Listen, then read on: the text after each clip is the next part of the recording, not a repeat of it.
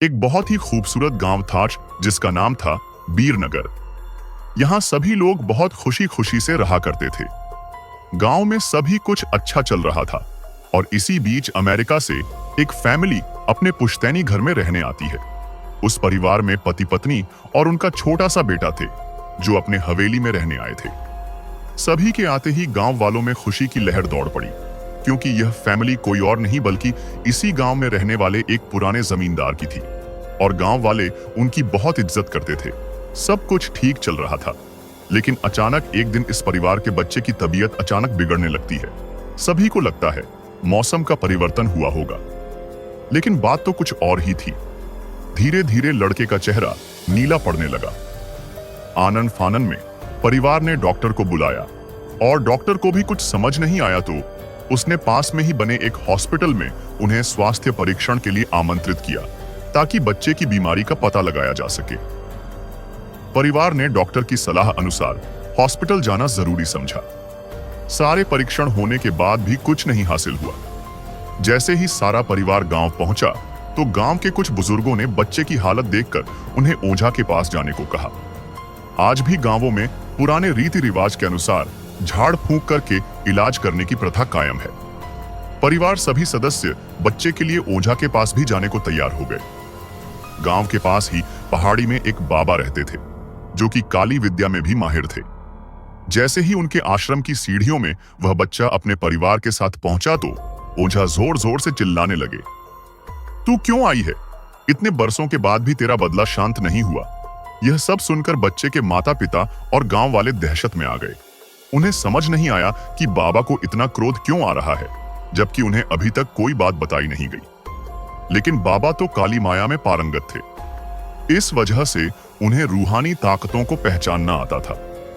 सभी लोगों ने आश्रम में प्रवेश किया, लेकिन बाबा ने केवल उस बच्चे को पास आने को कहा। बच्चे की हालत बहुत ही खराब थी।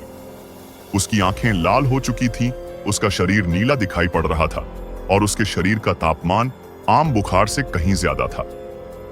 ओझा ने विभूति उठाकर के बच्चे के मुंह पर फेंका। बच्चा जमीन पर लेट गया और जोर जोर से हाथ पैर हिलाने लगा। किसी को कुछ नहीं समझा रहा था कि बाबा की विभूति से क्या चमत्कार हुआ कि बच्चा अपने आप जमीन पर लेटकर ऐसी हरकतें करने लगा। तभी अचानक बच्चा अपने पैर की उंगलियों के बल खड़ा हो जाता है और बहुत ही खूंखार औरत की आवाज में ओझा को उसके पुराने नाम से बुलाया। अरे वो प्रेमनाथ, मैं तुझे नष्ट कर दूंगी। लड़के का ऐसा स्वर सुनकर उसके माँ बाप घबरा गए। लड़के को इस अवस्था में देखकर उन्हें कुछ समझ नहीं आ रहा था कि ऐसा क्यों हो रहा है।